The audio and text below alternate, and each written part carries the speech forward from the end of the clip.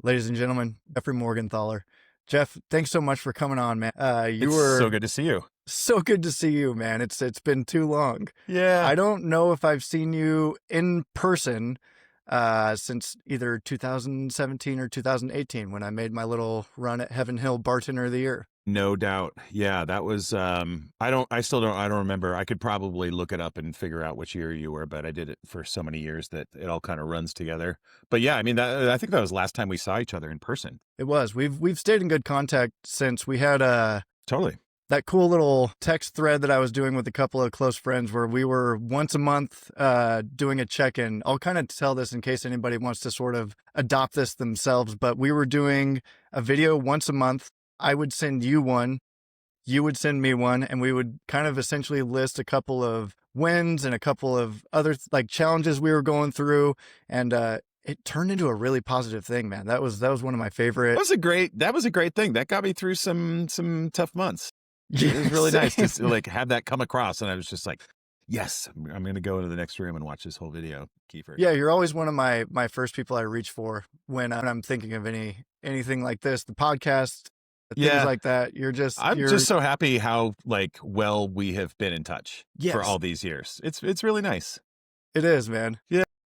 And I mean, obviously, like a thank you to Heaven Hill. I think the finals of that competition were such an opportunity to get to know you guys and getting into an environment where you can kind of immerse yourself with the judges in a non-competition environment, the way that they were doing it at that farm. That was the whole point. It was like to build community, and a lot of people got it. You got it. Mm-hmm. You know, there were people that didn't, that were just like so focused on winning, you know, and like, why did I not win? Why did this person win? You know, but you were just like, well, this is a chance to fucking hang out, right? I was like, yeah, I don't want to sit around and talk about cocktail competitions at a cocktail competition. No, that's we're already doing it. We're in it. Yeah. Let's, what kind of music do you like?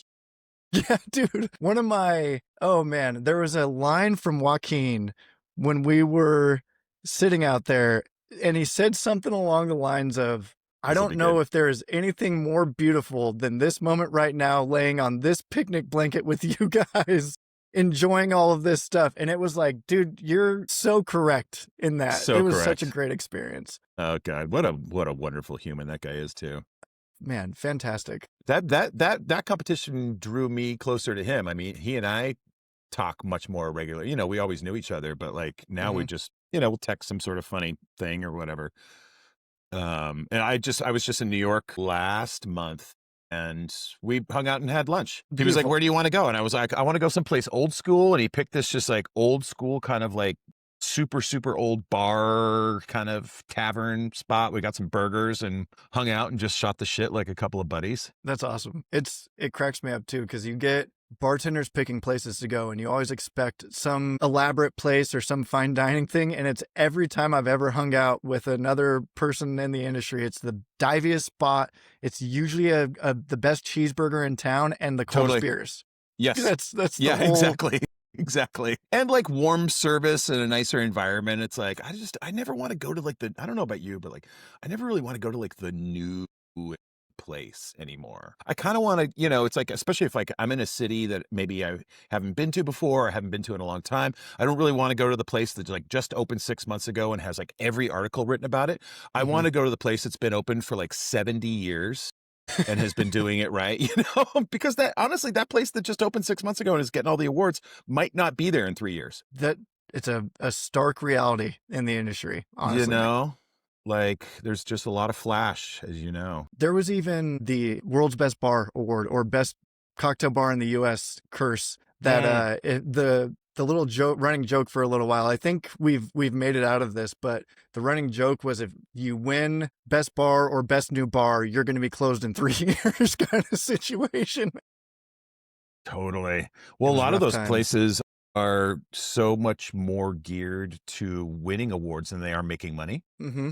I've been to some of those bars and I look at the list and I'm just like, unless you're getting a lot of this alcohol for free, I don't know how you're making any money. It's like, anyway.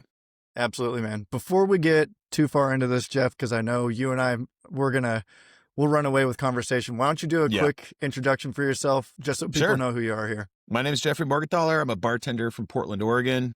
I've been behind the bar for almost 30 years now. I'm the author That of the one's bar stung book. to say. I could see it. Oh, God. It's just like I feel every one of them, too, every time it comes out of my mouth. I'm the author of the bar book, Drinking Distilled. I've got a website, jeffreymorgenthaler.com. It's just like full of bartending crap, helpful, useful things for making drinks, usually geared to professionals, but also I keep the home user in mind. Because those folks make drinks as well, but my real passion is helping out people in the industry so that they can do their jobs better, hopefully get better lives, make more money, whatever it is they want to do, just do a better job. Yeah, just Yeah, easy ways to upgrade themselves. yeah, that's my bio. Beautiful, man. That'll kind of lead me into a story that I don't know if I've ever had the opportunity to tell you, but you unknowingly saved my career working in the craft side of Whoa. bartending. Whoa. And reason being, so I'd worked at a couple places in Phoenix. Mm-hmm. This was kind of before things took off here in town. I think we were one of 2 bars at the time using even just fresh lemon and lime juice. So Totally. Yep. we were That kind was of a big deal back then. It was, man. We thought we Yeah. were cutting edge. Like we were It's doing we doing can the go to this hard bar and we shit. can get a margarita with like fresh lime juice. Like, Yeah. Everybody's like, oh my God, you guys are masters. amazing, right? So I'm cutting my teeth working through places like that. I was bar backing, working the door, bartending, doing everything I could to just get my foot in the door. This must have been a long time ago. And is this before I met you? Way before, man. Okay. Way before. So I don't that whole trajectory when we ended up meeting wouldn't have even happened. And I'll tie this all together here. So Okay. worked in a couple of small craft spots and was feeling like I wasn't aligned with where the craft movement was currently at.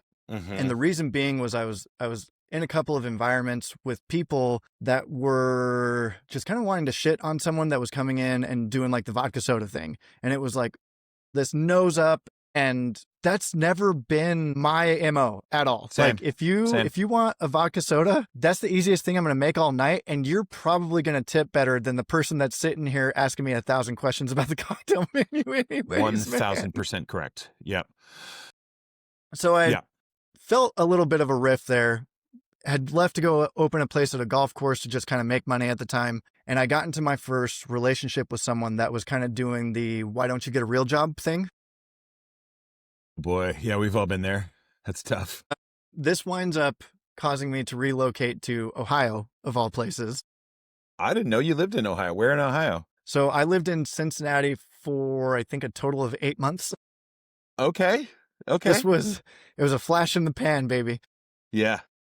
Her and I moved back there, and I leave the industry for a short amount of time. I get a job doing essentially like dispatch for a transportation company. It was such an inflated pitch on what this role was. Essentially, I was going and bidding on getting shipments, finding truck drivers to do it for less than we bid on the shipment for, and just trying to create a margin. I was a glorified Sure. dispatcher at the end of the day. Totally. Yep.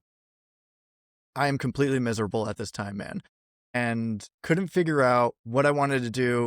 I was thinking about going back to bartending because that just felt like the obvious, easiest thing to do at the moment. I'm on YouTube and I'm like, I want to do craft.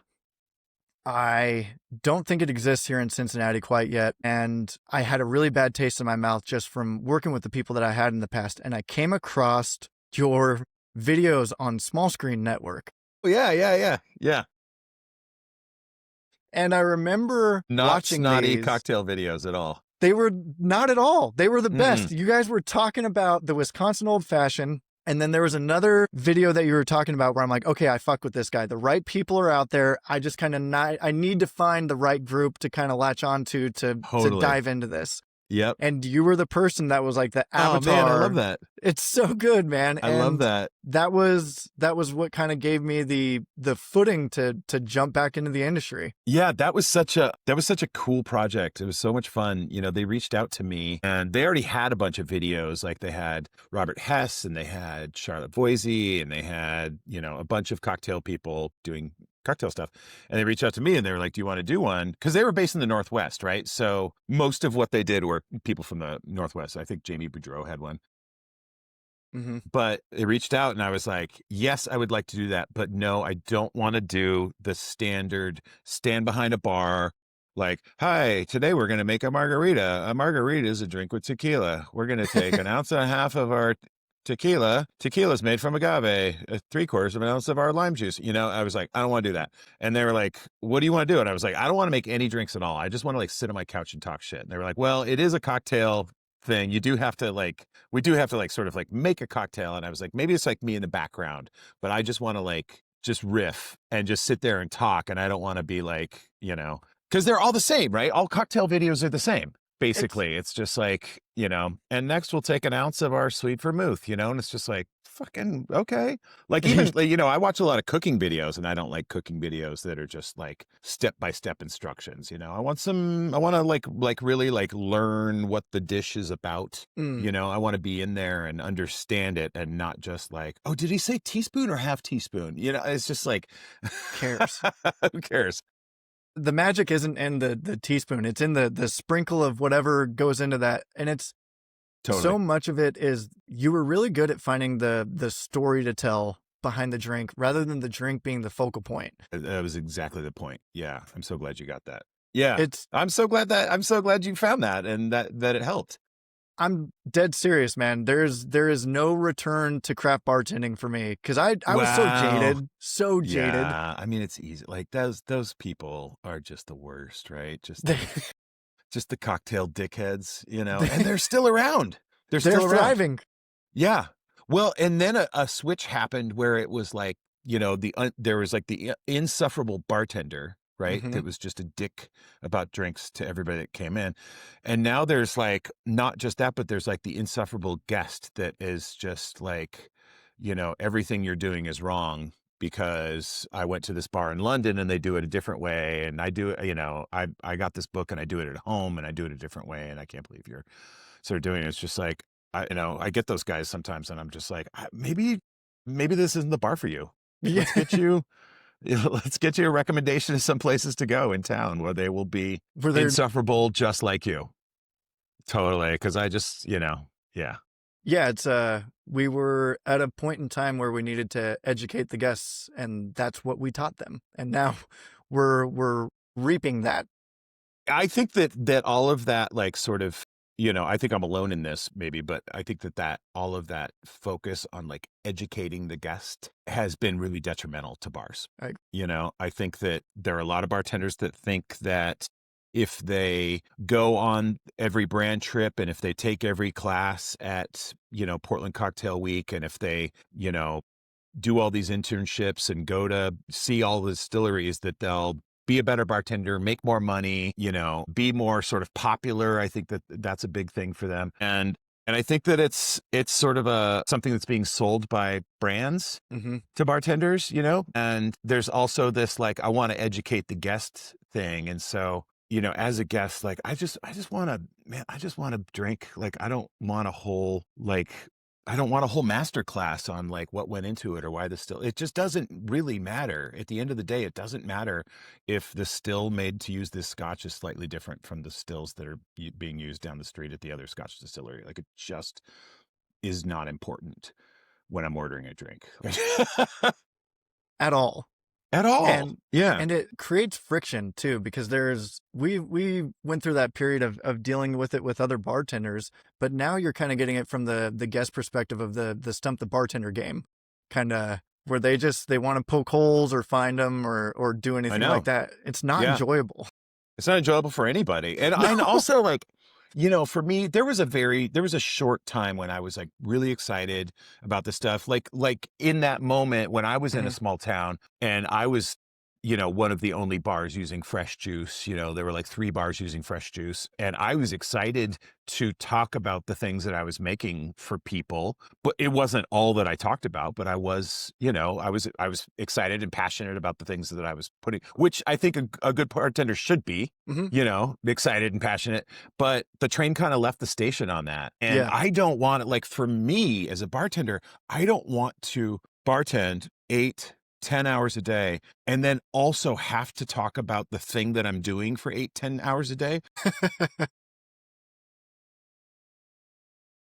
I want to make you a drink. I want to be passionate about it. If you have any burning questions, I can answer it. But we could talk about music. We could talk about I can't really talk about sports because I don't know jack shit about sports, but talk about literally anything other than cocktails, spirits, and mixology Mhm. while I'm back there doing cocktails, spirits, and mixology. Yeah. I mean, that's not to say that if somebody comes in and they're like, hey, I want something, I want a smoky scotch. I see you got a couple of smoky scotches up there. Like, what do you think? Totally great. Like, I like this one. It's the smoke is balanced with a lot of like kind of underlying fruit flavors. This one is just like really like if you want to be punched in the face by smoke, we can do that.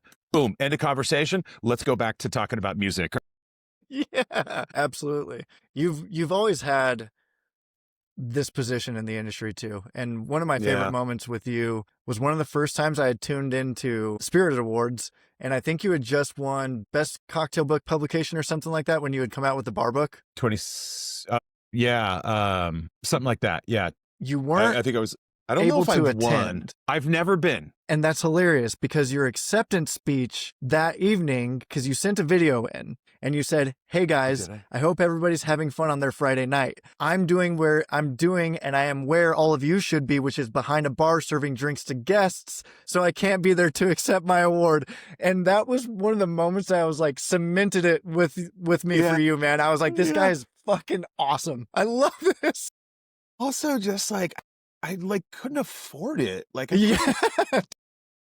leave my job for like 4 or 5 days and go spend a bunch of money in the hottest city in America, the sweatiest city in America. Oh, it's like, I'm going to stay here. I'm going to make money. And then, on my day off, I'm going to go jump in like a nice, cool mountain stream or something, or a lake. Yeah. I just like, anything other than really being in a bar.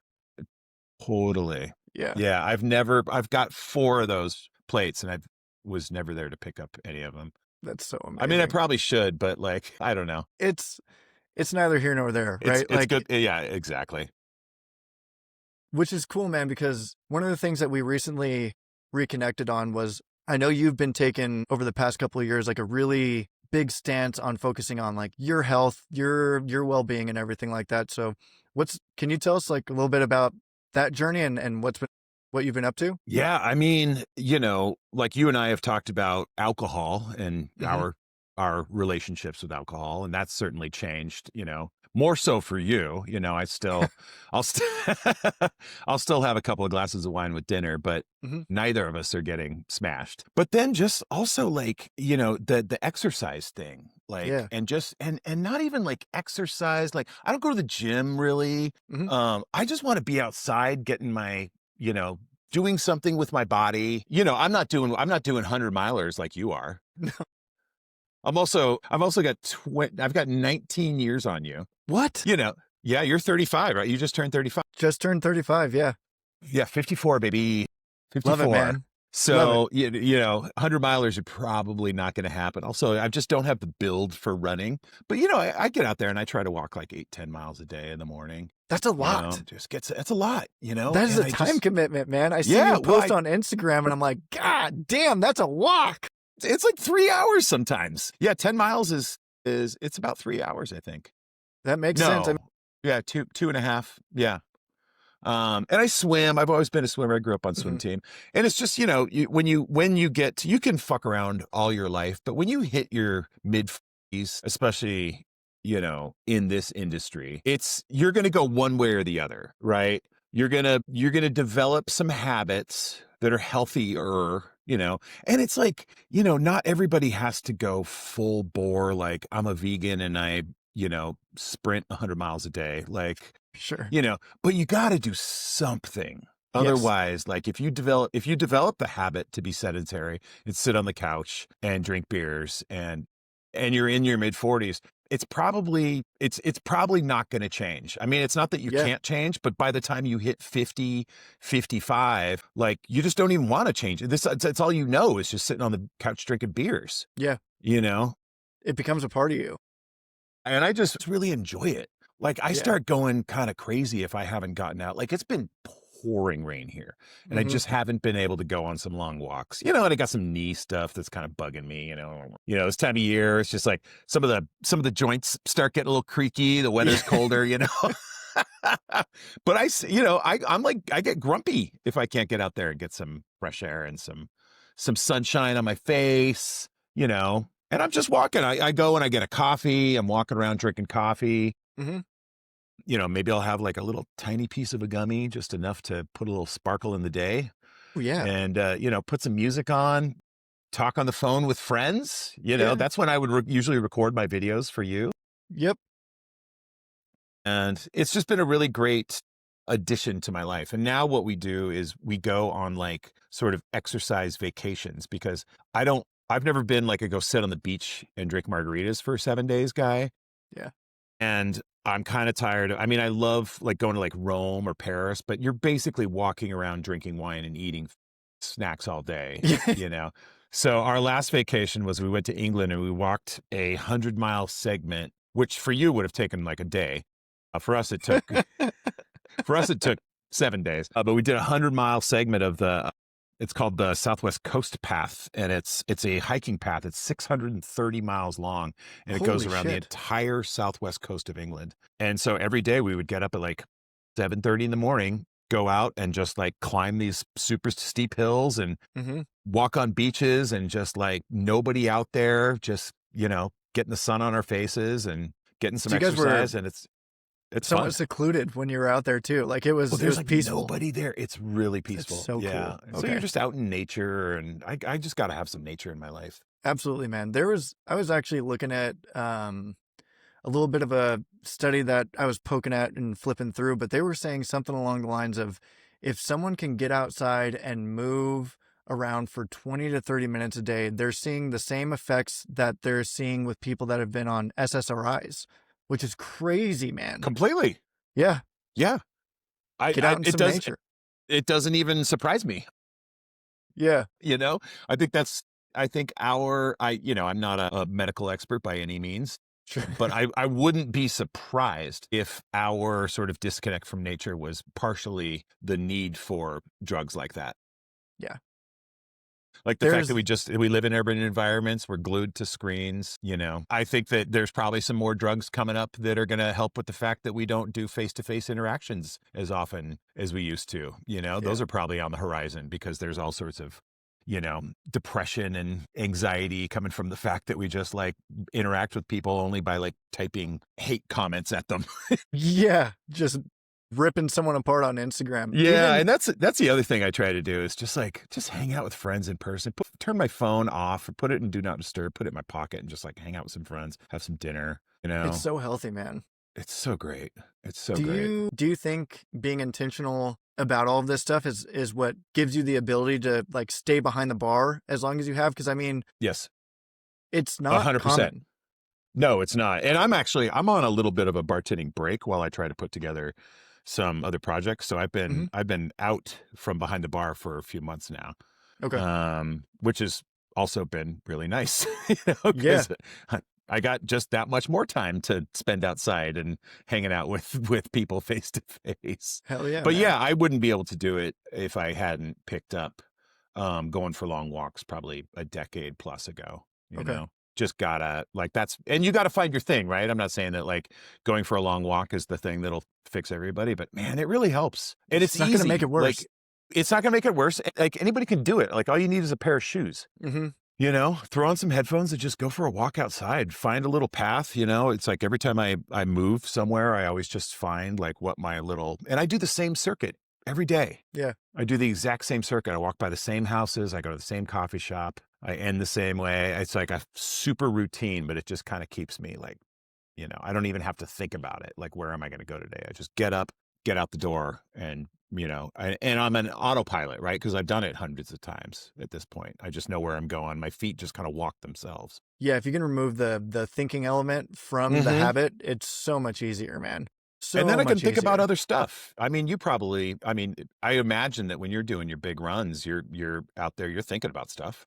Dude, anything and everything. Like there's Thinking your thoughts. Yeah. That's I mean, that's why I gravitated towards running the way that I did, man. It's once you get into the ultra space, I think marathons I can still look at as pretty physical endeavor. Like a 26.2 Because you can run that whole thing and you can drop the hammer the whole time if you build the fitness correctly. Yeah. Ultras, you're doing some walking, you're doing some hiking, Sure. you're watching the sun come up, go down, and come up again when you're doing 100 milers. So Intense. the only thing that you really have in those moments are your thoughts. Totally. And that's why I gravitated towards ultras, because it's such a mental game. And that was where I felt like I needed to work after I'd, gotten sober and made the career transition and everything. There just felt like there was a lot of room for growth and development. And that was the area that I felt like it needed to happen. Yeah. I grew up on swim team. I've always been a swimmer, and I swim 1.5 miles, probably like 2-3 times a week. I'll get in there and do 1.5 miles. And that's even more because there's no screens, there's no headphones, there's nothing but staring at a black line on the bottom of a pool and just going back and forth and back and forth. Like you can't, I've got my little watch on that tells me how many laps I've done. Sure. But I don't, I'm not checking my text messages. I'm not listening to music or podcasts. Like all you can do for that 1 hour is just back and forth. It's really great. You're making me want to take up swimming. That sounds so meditative. Like you just can't, like you just can't have any devices. It's awesome. You can't just like be on a kickboard, like playing on your phone. I mean, I guess you could, but like, why would you? That'd be fucking weird. Like, what is this guy? What is this asshole doing in that lane? Like, get out of the pool. What's he doing? Work? Yeah. I was in there yesterday, and I was just like, and every time I get in, I'm like, I'm just gonna get my hair wet. I'm not feeling it today. I'm kind of tired. I've got some shit to do. And then the next thing I know, it's been 1.5 miles, and I'm just like, yeah, like just feels so good. Oh, that's amazing. Yeah, my brain is just like, and at that point, I don't even want to see my phone. I'm just like, begrudgingly, I go get dressed, I get in the car, and I'm like, I guess I got to see if I got any emails while I was in the pool. Yeah, it's so easy to start dissociating, and it turns into a little bit of whiplash when you do that for a couple mornings in a row, and that becomes the routine. Once you're kind of jumping back into the grind of the workday, man, you're like, whoa, what are we doing here? For sure. You this is a funny story. You mentioned the watch that you're wearing when you're swimming. Mm-hmm. I've got a Koros that I've had since I started my ultra journey, essentially. What's a Koros? Is that like full on GPS? Like big, it's like a trekking watch. Essentially, yeah. So it's like a competitor of Garmin, but they're known for like battery life and like a little bit stronger GPS. They don't have all of the bells and whistles that come with a Garmin, I guess, but their heart rate sensor is super accurate. GPS is super accurate, and they're known for having a really long battery life, which I need for the efforts that I'm doing. For sure. Specifically, I've got the 48-hour race coming up at the end of the month that I needed. Damn. Dude. How many miles is that? Just as many as you can do? Dude, these races are psychotic. So they're called fixed time races. And I'm going to a park, and essentially it's a 1.4 mile loop, and they start a clock, and it's how many can you do in 48 hours? You're doing the same loop for 2 days. Yeah. That's intense. And you're just awake. You're awake for 48 hours. I'll strategically sleep for probably 3 to 4 hours through the race. Yeah. How do you just pull over to the side and just like take a nap in the grass? What are you doing? Yeah, you can set up camping areas, which is cool. Wow. Yeah. I've never heard of this. That's nuts. Dude, it's ridiculous. And then the other thing that I've got on my schedule right now is the Cocodona 250, which is 256 miles, and this one's on trail. Yeah. And so the need for an upgrade of technology I'm wearing on my wrist was apparent, right? Mm-hmm. And I've never gotten a weird, sentimental, emotional reaction to something so silly as this watch, man, because I just replaced it at the beginning of the week. And I've had the other watch since 2021. I've ran almost every ultra I've ever done in this thing. I've slept in it every single night that I've gone to bed. You're like, this watch and I have been through things that a lot of my friends and I haven't even been through. Like this watch has been with me through thick and thin. Yeah. Yes. And it's watched me, not watch me, I guess, kind of punny there though. Yeah. but it's observed growth in myself from a perspective that no one else has had. Like every training run that I've been out Totally. for solo. And I don't know, man, it was a really weird occurrence of just activating this other watch and watching the other one disconnect from the app and everything. And I was just like, wait, man, this is kind of sad. That's nuts. Wow. It was weird. Wow. And then That's very cool, though. I see it the next morning, and I obviously wear the other one to bed, and I sit down at the desk, and I feel like it's just staring at me the next day. It's like, I saw you get into bed with that slutty new watch of yours. I see what you're Totally. You're like, sorry, longer battery life, baby. Shit, that was the upgrade, get with it. The younger watch. Yeah, right. Man, it's that's intense. That's really intense.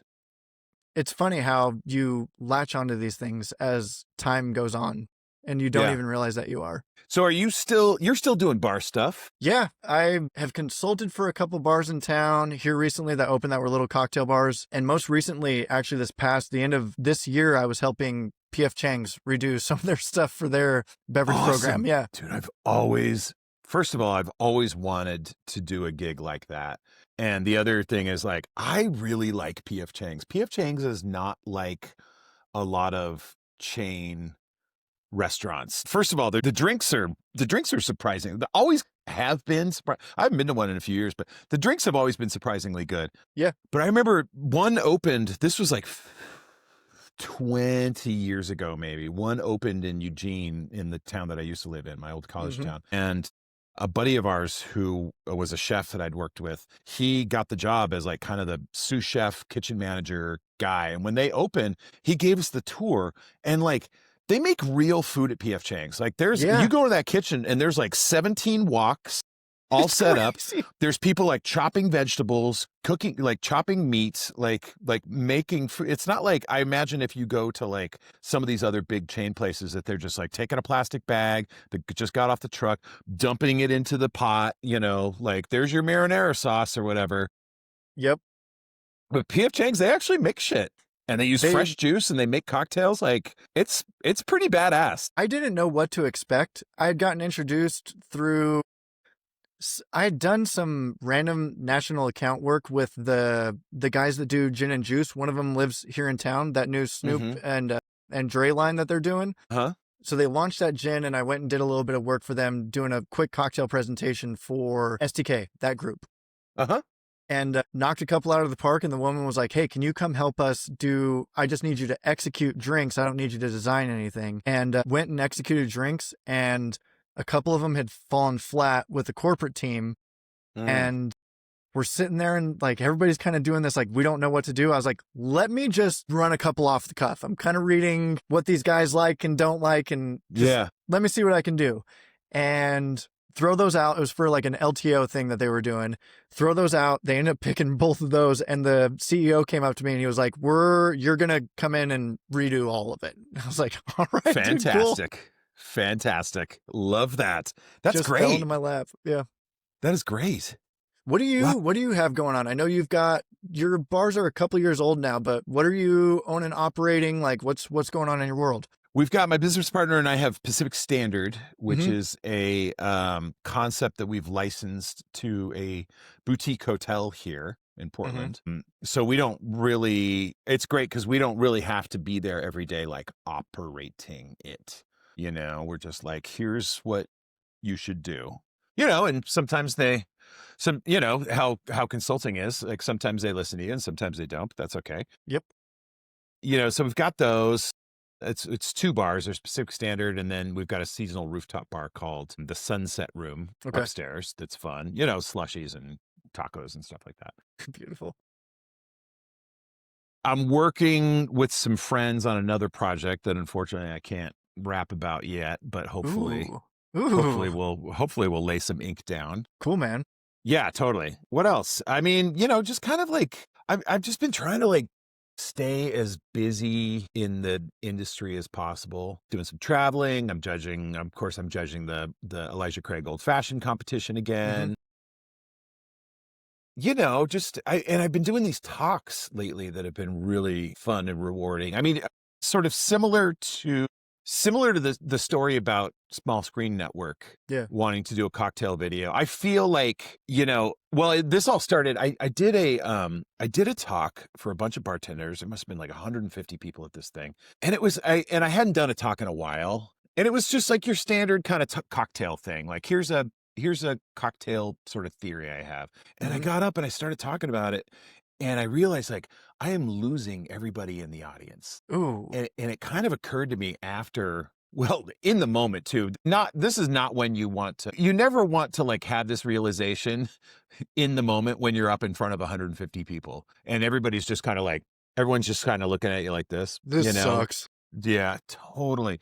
That, these days, like what bartenders kind of want to hear is some sort of like science-y cocktail presentation, la Dave Arnold, about the importance of different acids in your cocktails and, saline percentages and all this kind of stuff. And I'm just not that, I don't know that stuff. I don't use that stuff. It's just not what I do, right? So I'm not the guy to give that. But I feel like if you're not doing that or the kind of standard canned health and wellness talk, that people just aren't really that engaged or interested. Like, I came here to learn about saline percentages. Is this 2% or is it like 1.73%? What the fuck are we talking about at this point? I know. I mean, it's fine. Like, I'm kind of too old for that. Like, I don't, it's just not like the train left the station again on that. Like, that's great. Everybody's doing it, but I don't know what it is. And I don't, and I just kind of, so I cut the presentation sort of short and asked if there were any questions. And we had like almost like an hour-long Q&A where they were just, I was like, throw anything at me that you want. Like, I've been doing this for, like I say, 30 years. Like, ask me literally anything. And people were just like super into it. We're just like, because they know that I'll give totally unfiltered, for better, for worse. What do you think about this? I'm like, I think it's fucking bullshit, Yeah.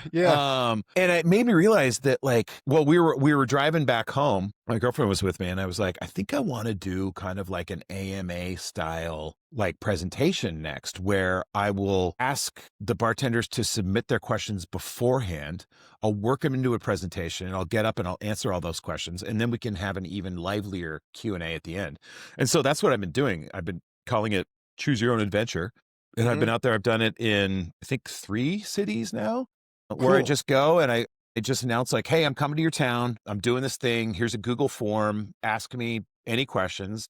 A lot of them are kind of the same. So I'll sort of like morph them into one, question. If I've got 3 that are roughly the same question, I'll kind of like turn them into one. Some of them are just like, don't make any sense at all. And then, but you always get some unique ones. So I've been doing that, and it's been such a great way to like connect with bartenders. Yeah. It's just, I'm going to come to your town. I haven't been there in a long time. I might not be there again. It's like, I'm going to come to, let's say, Dallas, right?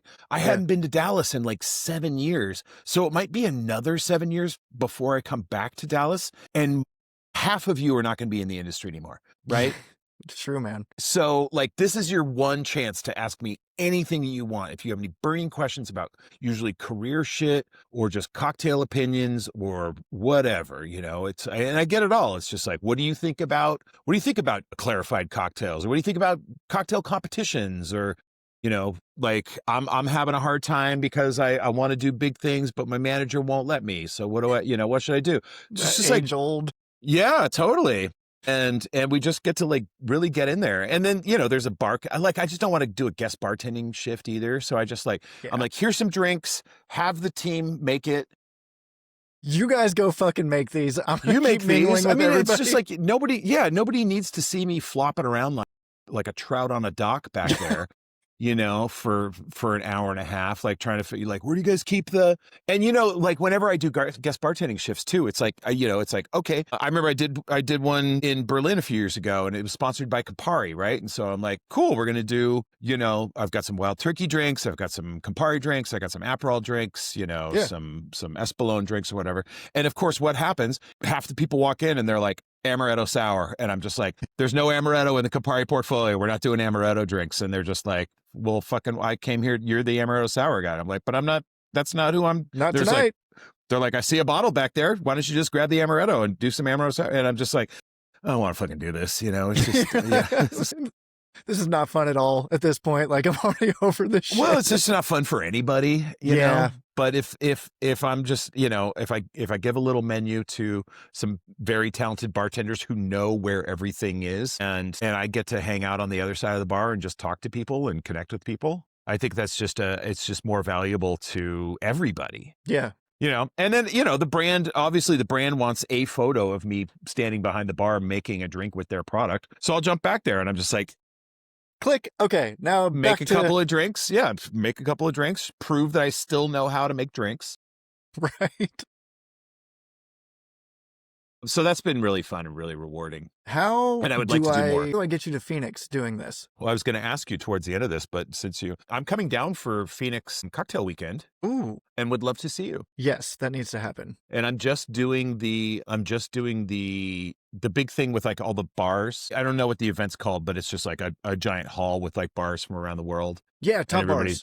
Top bars. Yeah. Yep. So my business partner and I will be there making drinks at that. And then I don't think I have anything else planned. So beautiful. Maybe we can put something together. Yeah. I mean, I could definitely find some resources. Dude, if we could do that AMA style thing, I think the community here would really love it. And even so, because there's been a big swing here in Phoenix where you're starting to see a lot of those prep heavy programs. And I think there's a little bit of a disconnect on what new bartenders need to be learning right now, what they need to be focusing on. And I think someone like yourself coming to town that's had a career that's traversed all of the trends. Like, I'm sure you've probably seen some crazy shit come and go. I've even been responsible for it. Some of it. Yeah. Fucking Captain fucking barrel aged over here. Thanks a lot, man. Thank you for that contribution, Jeff, so much. It's just, it's just trying to make a cool drink. It was not trying to start any kind of trends or anything like that. It's just like, thought it'd be cool to put a Negroni in a whiskey barrel. Are there any drinks that you've kind of put out into the ethos that have taken off like that you're like, oh, son of a bitch? No, nothing. I don't regret any of those things. It's hard to explain, especially younger bartenders. I've never tried to get press or notoriety or start trends or do anything like that. I just like doing this stuff. I've been a nerd about it since, for the past 25 years at least. Sure. I enjoy it. I enjoy sharing it with the world on my website. Yeah. Here's the thing I came up with, and you might want to take it and see what you can do with it or not. There's a ton of shit on my website that has not gone viral. Right. So I don't have any regrets like that. It's usually getting shit from other bartenders. That is the part that I regret. And not like fun shit, but there are people that are just like, fuck you, man. And I'm like, I just, God, I don't know. Just thought amaretto sours are good and should be good, Or I'm whatever. sure Lazzaroni has been excited about. Have you ever heard from them on? Never. Stop. What? It's wild. That's a fucking travesty. It's wild. There has to be some correlation of them seeing sales just absolutely skyrocket. Dude, amaretto companies have. I don't want to just blow this up too much, but I mean. I don't know if they were doing a ton before all that, They're doing a lot more now. That much I do know. Doing a lot more now. Yeah. It's nuts. Yeah, but I don't regret any of it. It's just it's all just very cool to see. Yeah, especially just seeing something you've come up with, and even going to some random city when you're traveling, I'm sure, and seeing that amaretto sour on a menu or the flannel shirt. Yeah. I actually just had someone in my office that I'm working at now make your eggnog recipe for the holiday. Yes. I was like, this is so fucking cool. I'm like, I know him. They're like, oh yeah, okay, Mr. Bartender. I'm like, no, seriously. You're like, we're actually friends. Yeah. Yeah. Yeah, we've got each other on speed dial. Yeah, for real. I have videos of me almost sobbing that I send to him on my phone right now. Totally. I mean, that part is pretty cool. And also to be like slightly responsible for just a shift in tone. I mean, that drink was such a response to, as you say, like the real kind of snotty dickhead bartenders Yeah. that you were encountering that were like, you know, there were no shortage of articles back then of guys who were like, you know, I'm the hot shit bartender in your hometown, and everything you know about drinking is wrong. You know, it's not just like, it's not sour mix and it's not shitty drinks. It's, you know, we really take some care and we put some precision into it and we really make you a good drink. And we won't serve anything like a Long Island or a Amaretto sour, you know, like we'll just like, this isn't the spot for it. And I was just like, well, fuck that, man. Like Yeah. that's a delicious drink and people want it, you know, like maybe you just aren't good enough of a bartender to make one well. Ooh. That was my thing. That's why I put that drink out, was like, you know, I don't think it's an issue of this drink is inherently bad. I don't think any drink is really inherently bad. Mm-hmm. You just can't make it right, Yeah. you know? And so it was a real kind of like, fuck you to those guys, Oh, I love that. you know? And now they have to make them all the time. You're welcome, motherfuckers. Well, just kidding. Most of those guys are probably not in the industry anymore. That's fair. Yeah, I feel like they've definitely washed out. It's funny too because that era when all of that was going on, you completely flipped what everybody else was doing. That Yep. era, I remember trying to get into figuring out how to make drinks, and no one wanted to tell anybody anything. It was this weird Fuck that. I know. fucking secret everybody had that no one wanted to disclose what they were doing to make, you know, this syrup, or, you know, how are you guys doing? What are you doing to infuse this? And it's like they would just walk off or just tell you the wrong thing even sometimes. And you did the exact opposite, man. What spawned you wanting to start blogging and making all of this public and trying to like actually educate and help everybody? Well, you know, like you, I've always been kind of a computer guy. Mm-hmm. Like it's just always been, you know, like I was always like building them, taking them apart, putting them back together, like I doing, did you not know know, that. That's cool. yeah, like some just like very, very low level kind of programming stuff. Mm-hmm. You know, in the 90s, I was like making my own websites when that was just kind of not a thing. And I was really, when the open source movement really got into like full swing in the like late 90s, early 2000s, you know, and that Mm-hmm. was just like really hit, you know, and like XHTML was out, and CSS and all that kind of stuff. It was just like a very Yeah. exciting time. You know, I had my website, I installed some like blogging software, you know, and I was just kind of putzing around, and I was just like I just really loved that spirit of sharing, you know, and just wanted to like do it myself with my, you know, with the thing that I was super into, which was bartending. And I was influenced by other people, excuse me, that were sharing their information about cocktails and bartending online. Okay. And I was like, this is only going to get better if we all do this. But Yeah. you're right. A lot of people still don't, you For know, real. it's It's getting even, this is an outside perception. I could be incorrect in my assessment here, but now that we're getting into this territory of the heavy science side of everything, it's kind of getting back into this, I'm keeping everything really tight. We have certain ways of producing this stuff that we're not going to kind of let everybody onto. There's clarification methods or, you know, anything like that, batching, using acids that aren't necessarily lemon and lime juice and how to balance that and all of that stuff. And it feels like there's kind of this shift that's happening back into an era of, you know, keep everything close to your chest. And then I'm noticing too, on the bartender side of everything, I think it's starting to cause a little bit of like I don't want to say a deterioration, but a little bit of a deterioration because people are executing these drinks and they're never handling the ingredients. They're not doing the prep. They're not going in and making all of this stuff. So I don't know if there's as deep of an understanding that people are getting when they're working at these bars and serving these drinks. Because back when we were kind of starting off like the intense cocktail programs where it was fresh juice, you know, making stuff, fresh infusions, you know, juicing vegetables down to make syrups and everything like that, the whole team came in and would prep and get everything ready. And now you're kind of moving into this area where, God, when I was consulting for one of the bars that I opened in Scottsdale, one of the first questions I had a bartender ask me was, do we have a prep guy?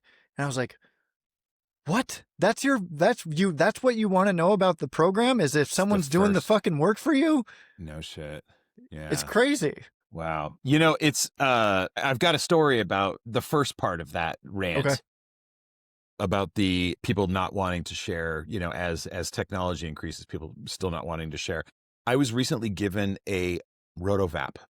Crazy piece of equipment. For those who are listening and don't know, it takes advantage of the fact that liquids boil at a much lower boiling point under a vacuum, right? So rather than having to heat up something, which is very dangerous if you don't know what you're doing, you can boil, say, alcohol at near room temperature, which is very cool, very handy, and much safer. So they gave me this thing, and I don't know the first thing about how to use rotovap. I have no idea how this thing works. So I reached out to some friends in the industry, like some big names, you know, people that you've all heard of, you know, that I knew how to do this kind of stuff. And I was like, could you get me started with just some sample recipes that you have laying around that would like let me just, I don't even know where to begin, right? I don't know what to set this thing at. There was no instruction manual on how to make cocktail ingredients. It was just, here's this thing, good luck. And so I reached out to people and I was like, can you just like kind of walk me through? Can you give me some recipes? Can you like anything that you've got? And every single person that I asked was super cagey about it and didn't get me anything except for LP O'Brien. Fuck yeah, dude. Fuck LP was just like, I got two like newborn babies. I'm going to just like, give me a second, you know? And then like 45 minutes later, there's just like, you know, just all this information, like just walking me through it. Very, very cool. She's the best. So funny Absolute you bring her best. up. She's scheduled. She's coming on also. That's great. Yeah. One of my favorite people. Both of you are people that I have on speed dial. My man. You know, that's like, a good circle. Yep. Great circle. Like, and both of you, I think I've only met in person once. It's weird how that shit works though, man. It's like Totally. it's funny because you understand so much of someone's life when you know that bartending is a shared experience between you. Yeah. And when you finally get introduced to people that you know you click with that are within that industry and have all of those shared experiences, it's like, okay, like I don't need to know much else other than you're my person. Yeah. It's cool how those friendships get defined. It really is. Yeah. And I know a ton of people in this business, and it's folks like you guys that are just, you know, real people. Most of the time that I talk to both of you, we don't really talk about a ton of bartending stuff. We'll talk about, it's not like we're sharing daiquiri recipes all the time, right? Like I think we're talking about what it means to be a person. Yeah, talking about life and everything like that. This is definitely the most that I think you and I have ever talked about cocktails. No doubt. You are 100% correct about that. Yeah. Which is cool because I've always wanted to sit down and chop it up with you on that side of things. So this has been fucking great, man. I love just bouncing everything off of you because I know, like you had hinted at earlier, I'm not going to get some fluffy BS answer from you. Like it's coming back straight. You know, and it's like when I was younger, I was doing that because I was cocky. And now I do that because I'm confident, right? I just don't have, I'm just like very confident about who I am and what my place in the industry is and what I've done and what I've achieved and what I've contributed, that I just have nothing to lose. Like I don't need to play it close to the vest. Not that I ever did, but like I'm just in that stage in my career where it's just like, you know, I certainly have something to say about anything that you can throw at me. Bar, cocktail, even restaurant related. I could, you know, I've got something that some sort of opinion I can share, or, you know, a desire to learn from the person I'm talking to. Yeah. You know, because I still find it really interesting and cool and, you know, and fun. And I'm passionate about it, you know, and I love talking about great experiences that I've had in bars and restaurants. I love talking about horrible restaurant and bar experiences that I've had. Yeah. It's you start collecting those, man, and it's always fun to revisit them and everything. Did you? Because we haven't touched on this yet, but one of the things I think is really cool is you don't only go and speak at events and train, and you've got the blog and everything like that, but you've taken it even a step further than that. And you've started creating, and this ties into your love of computers, I'm sure, but you've started creating tools that are readily available for anybody and everybody. Yeah, That you've like got. the calculators. Yeah. Yeah. That's been really fun. I don't even really remember how that started. I think it started. Well, first of all, I've always had like spreadsheets on my website for those are mainly geared to bartenders and bar managers and stuff. Like there probably aren't, there isn't much of a need for a home user to have a spreadsheet about anything bar related. That's Unless, I'm sure there are people, but so I've always had like things like, how to do inventory, how to calculate pour cost, how to price out a cocktail, how to price out a cocktail menu, all that kind of stuff for folks that need it. Because, my first degree was in physics. So math is like I'm not gonna say math is very easy for me, but it's much easier than I think it is for a lot of people, especially in this industry. sure. And I think that I am in a position where I can help people that maybe aren't as strong at math or figuring out things like spreadsheets or calculators. So if I can share that, then all the better. Because you know what? You don't need to be a mathematician to run a great bar. Like, especially if somebody's already going to do the work for you, just have it. Yeah. So I've always had those kind of calculators. And then I started dabbling into like, I came up with an ABV calculator. That thing's cool. On my website, which is a spreadsheet where you just plug in the recipe and it tells you what the ABV is, in an effort to get people to change the conversation about alcohol and alcohol's like cocktail strength through their menus. I mean, we print the ABV of everything on our menu. We list the ABV, which So I think cool.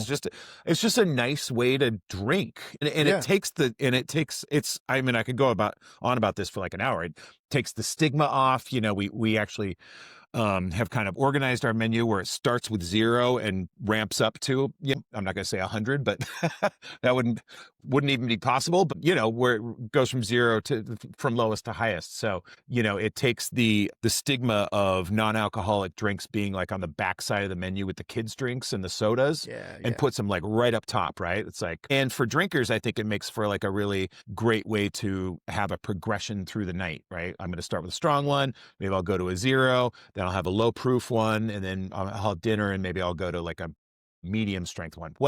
So I did the ABV calculator, and then I personally wanted a sugar calculator, a syrup calculator. When you make syrups, so in a bar, typically you do either a 1-to-1 or a 2-to-1 syrup, depending on what your bar's kind of program is.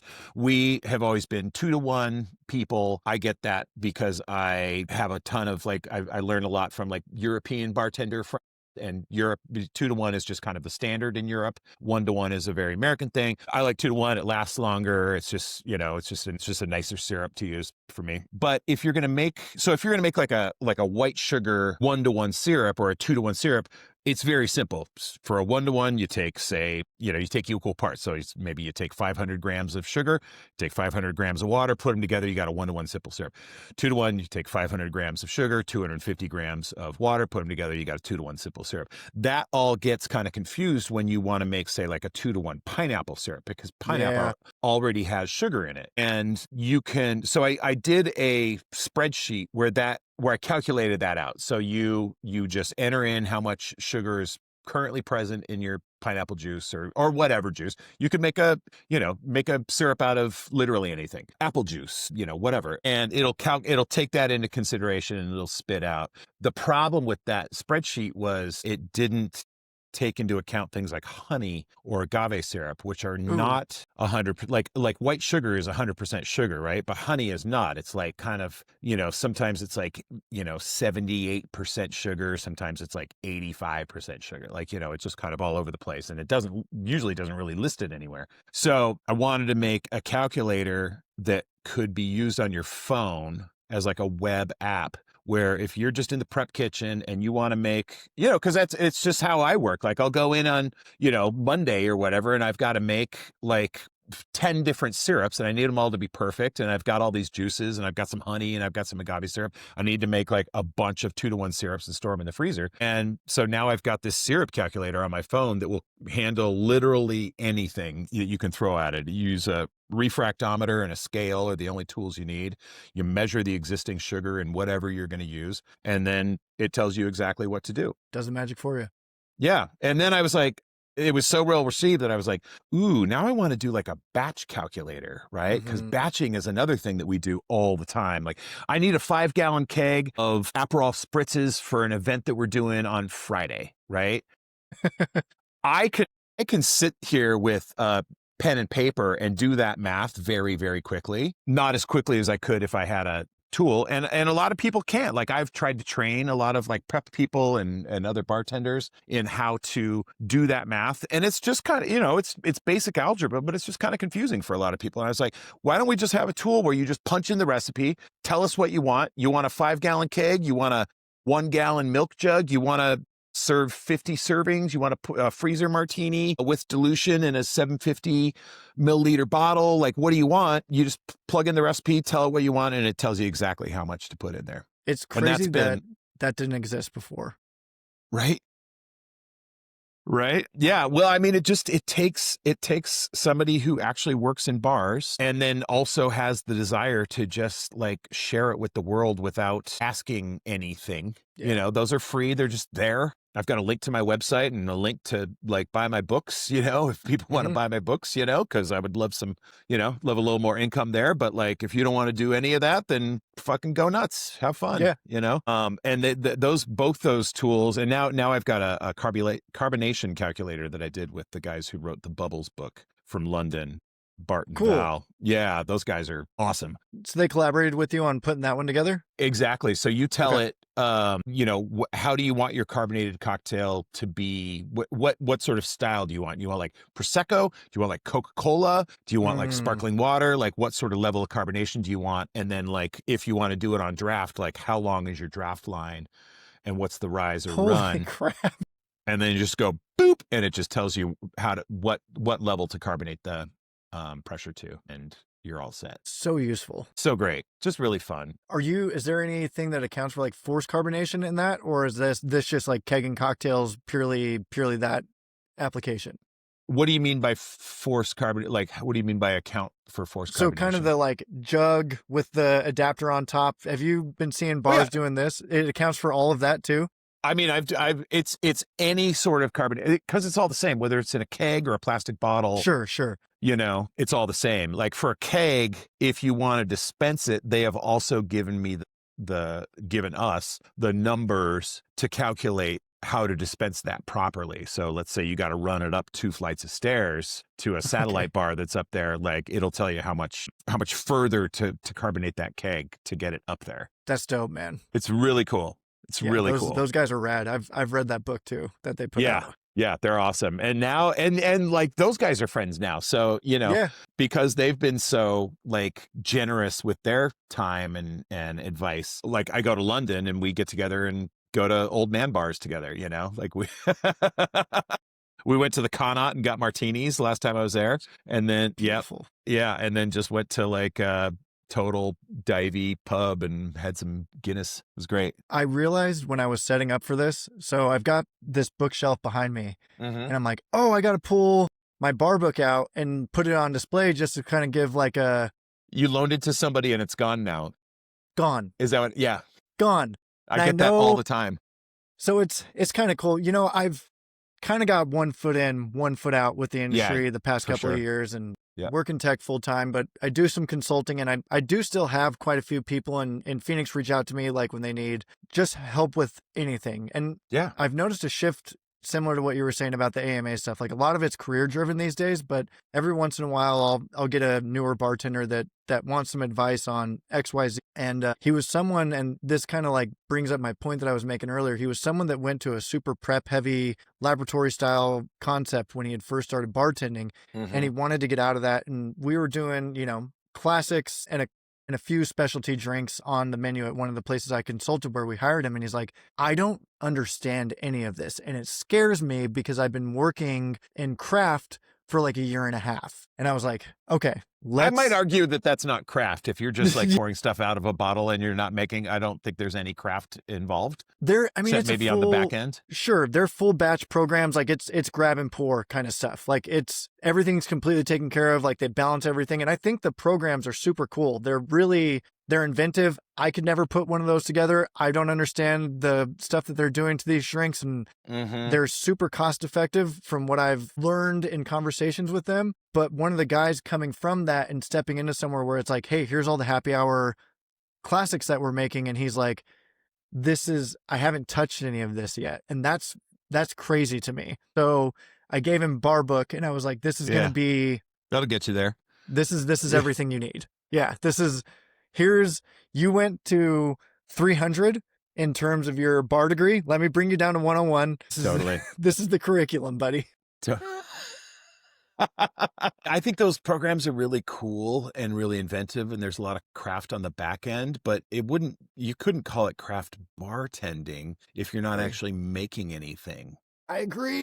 And also I just can't imagine that it's better to have somebody that doesn't know how to make a drink pouring your drinks than somebody who really knows how to pour. Like that's weird to me. Yeah. That you're like, we're this super high end bar. We do all this crazy shit, and nobody up front knows how to make a drink. Yeah. I don't really know if I get that. I mean, unless you're hiring for like super great personality, which is important. And I think it's more of a getting your hands in it early kind of thing, because when I was learning all of this, we were cranking out happy hour classics and making everything, every single ingredient had its own designated bottle. And that was where you learned to build in rounds and do all of the technical stuff. And I personally wouldn't ever want to get away from a bartending situation. Like I love having 6 shaker tins in front of me, building a round of drinks for everybody that's going on. And then I've got my mixing glasses with stuff in them. And like, go ahead. Go ahead. No. Keep going. That bit of that where you're in that controlled chaos and like orchestrating that's bartending to me. Yeah. My happy place is in the service well. Yes. I love being out there. I love talking to people, but really what I like doing is just all of the logistics and math and everything associated with just like you say, you've just got you got a board full of tickets. You're reading ahead. You're like, I've got a Corpse Survivor #2 on this ticket with 5 other drinks, but I've also got a Corpse Survivor #2 coming up in 3 tickets. Let's knock them both out. Yep. And let's just get drinks in hands very quickly. That is like so fun for me. It's so fun. One of my favorite places that I ever worked in terms of being able to put out drinks in volume was actually Bitter and Twisted here in Phoenix, Ross Simon's bar. Yeah, of course. Dude, because his program's cool, because we would have all the shaken drinks and you would build 4 or 5 of those at a time. You'd have your mixing glasses going, and then we had these like swizzle drinks that came in these like tall, like kind of extended Pilsner looking glasses. And so you could build all of your drinks that you were about to swizzle, get all of those set up, build all of your shaker tins, get all of the mixing glasses going. And then we had some of the Perlini system drinks too. So there were times where your station on the well could have 14, 15 drinks that are just getting ready to rock. It's just rapid fire, putting them in the window, getting them out, getting everything garnished. Like, I love that shit, man. So great. So great. Yeah. You're just so stressed out and sweaty, but also just like in complete control about everything. Yep. Just orchestrating the whole thing. What a treat. What a treat. That's good stuff. Yeah. Well, I think that covers the majority of it here, man. Is there anything else you wanted to add here at the end? Drink more eggnog. It's December 19th, and I hope everybody will drink more eggnog. I will add links to your website. I'd like to link the individual calculators too. Please do. I'll throw the eggnog and the amaretto sour recipe links in there too. I feel like that's just we have to toss those in there too, just so that they're easy for people to find. Yeah, it's been great talking to you. It's always great talking to you. It's always great. Yeah. Let's hang out in Phoenix. It's gonna happen. Let's do. Yeah.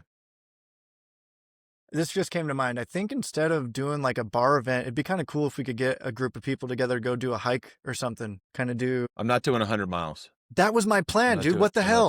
I'm not doing that. I'm not. Real quick, I was telling you about our trip where we did 100 miles of the Southwest Coast Path. And I was talking about it to Tristan Stevenson, who's also got a podcast. I was in London recording a podcast with him, his Curious Bartender podcast. And he is also an ultra runner. No shit. And he was saying there's a guy on his like ultra sort of like team who holds the record for running the Southwest Coast Path, all 630 miles of the Southwest Coast Path. And the thing is, like, I thought it was just going to be flat. It is straight up and straight down, straight up and straight down this entire path. Like it is, it's done. And this guy did it 630 miles in maybe 10 days or something like that. Holy shit. Yeah. And it's not like it's paved. I mean, it's a, you know, it's a trail. It's a trail. And in some parts it's like kind of wide, and in other parts you're like kind of cutting through like stinging nettles to get through. Like it's intense. I'm going to look this up. I got to find this guy. Yeah. I didn't get his name, but I'm sure he's not hard to find. I can track him down. There's some sites that'll have that record posted. Yeah. Totally. Yeah. What's your buddy's name again? Was that the podcast you guys? It's a nice production, right? Like he had the full cameras and everything. Dude, that was gorgeous podcast. Very nice podcast. Yeah, really. And just great interviewer. You know, we just sat and rapped for like 2.5, 3 hours, something like that. It was crazy. I love it, dude. That's amazing. Anyway, man, great talking to you. You too, my friend. Let's do it again. Yeah, we'll do a repeat with you as soon as I'm still getting the hang of this thing, man. And I appreciate you coming on, especially when it's like, hey, will you come on this podcast? And I have no episodes to show you for anything My that pleasure. I'm working on. Which number is this now? Like, what number am I? You'll be number 3. Amazing. Yeah, man. Yeah, we're early in it, dude. Are you on Apple Podcasts yet? So we're on Apple Podcasts, Spotify, and YouTube. I think the link that you sent me was just Spotify, and I don't think I found you on Apple at the time. But maybe I'll need to double check. Like you sent me that link like day one. I don't even think I had just gotten the Spotify account generated, and I was like, I gotta have Jeff on. Totally, yeah. I had like ChatGPT manipulate that Reefer Madness poster from the old propaganda movies to like That's get right, the art. Key for Madness, yeah. Yeah, it's great. It's great art. It's fun stuff, dude. Yeah, nice, we'll see what this grows into, man. I don't have much intention with it. I think it's just kind of one of those things. I've been having conversations like you and I have had for years, and they've always been really special to me. And I think they can help people out and give some perspective to people. And I've got so many people from all different walks of life, man. Like I've got someone that is a 2-time NCAA finalist in wrestling that fights in Bellator now that's agreed to come on. You've obviously got your huge presence in the industry, some ultra runners. So just kind of turning over every stone that I find interesting and just chats with seeing buds. where it goes. I love it. Yeah. Love it. Right on, man. Well, cool, man. Where can people find you if they want to reach out? I'll drop all of your social media handles in the JeffreyMorgenthaler.com or Jeff Morgan on Instagram. Those are the only two places I really do anything. Beautiful, man. Cool. Yeah. All right, Jeff. Thanks for coming on, brother. Thanks, Kiefer.